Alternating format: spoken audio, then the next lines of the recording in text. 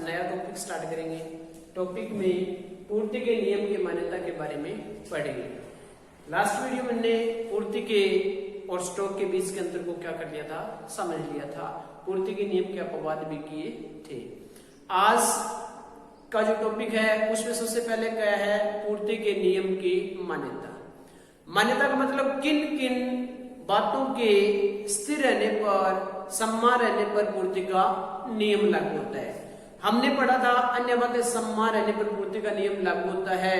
आज हम उन अन्य बातों के बारे में जानेंगे। तो सबसे पहला क्या है कि वो साधन कारक जिसकी सहायता से उत्पादन किया जाता है उसकी पूर्ति में वृद्धि या कमी नहीं होनी चाहिए। कारकों की संख्या में परिवर्तन नहीं होना चाहिए। कारक इकोनॉमिक्स में किसे कहा जाता है, साधन को कहा जाता है। कारकों की पूर्ति में वृद्धि या कमी नहीं होनी चाहिए। पहली मान्यता क्या है, कारकों की पूर्ति क्या रहनी चाहिए, स्थिर। कारकों की पूर्ति क्या रहनी चाहिए बेटा, स्थिर। उसके बाद दूसरी मान्यता है वो क्या है, भविष्य में कीमत में किसी भी प्रकार का परिवर्तन की संभावना ना हो। यानी भविष्य में वस्तु की कीमत क्या रहनी चाहिए, स्थिर रहनी चाहिए।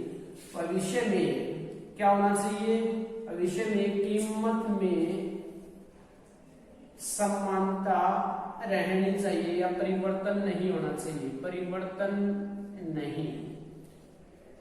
भविष्य में कीमत बढ़ेगी तो आज के दिन पूर्ति कम होगी। अगर भविष्य में कीमत कम होगी तो आज के दिन क्या होगी, पूर्ति ज्यादा होगी। इसलिए पूर्ति का नियम लागू करने के लिए भविष्य में कीमतों में परिवर्तन नहीं होना चाहिए। अगला जो पॉइंट है हमारा, फर्म के उद्देश्य में किसी भी प्रकार का कोई परिवर्तन नहीं होना चाहिए। फर्म के उद्देश्य में क्या बेटा, उद्देश्य में परिवर्तन नहीं होना चाहिए, परिवर्तन नहीं होना चाहिए। फर्म के उद्देश्य दो तरह के होते हैं, मैंने आपको पहले भी बहुत बार बता रखा है। पहला उद्देश्य होता है लाभ को अधिकतम करना। पहला उद्देश्य क्या होता है, लाभ को अधिकतम करना। और दूसरा उद्देश्य क्या होता है, बिक्री को अधिकतम करना। अगर एक फर्म का उद्देश्य लाभ को अधिकतम करना है और बाद में हम उसे क्या करते हैं, बिक्री को अधिकतम करने के निर्णय पर ले जाते हैं, तो पूर्ति का नियम लागू नहीं होगा। इसलिए फर्म का जो उद्देश्य था उसमें परिवर्तन नहीं होना चाहिए तो ही पूर्ति का नियम लागू होगा, अन्यथा पूर्ति का नियम लागू नहीं होगा। उसके बाद अगला हमारा जो है उसमें क्या है, अगला पॉइंट हमारा क्या रहेगा, कीमतों में परिवर्तन की संभावना नहीं होनी चाहिए। और उसके बाद इन बातों को हम अगर क्या कर लेते हैं, स्थिर रख लेते हैं, सम्मान रख लेते हैं, तो हमारा पूर्ति का नियम लागू हो जाता है, नहीं तो पूर्ति का नियम लागू नहीं होता। अब हम बात करेंगे कि पूर्ति अनुसूची क्या होती है। अगला टॉपिक हमारा क्या है, पूर्ति अनुसूची क्या है। अनुसूची क्या होती है, तो अनुसूची को क्या कहा जा सकता है, सबसे पहले तो आपको बताना चाहिए, तालिका भी कहा जा सकता है। पूर्ति अनुसूची ऐसी अनुसूची जो क्या करे, वस्तु की कीमत और उसकी मात्रा के बीच संबंध को प्रकट करे, उस अनुसूची को क्या कहा जाता है, पूर्ति अनुसूची कहा जाता है। जैसे एक तो एक, दो दो, तीन कीमत तो तीन पूर्ति, चार तो चार, पांच तो पांच, ये क्या है, पूर्ति अनुसूची।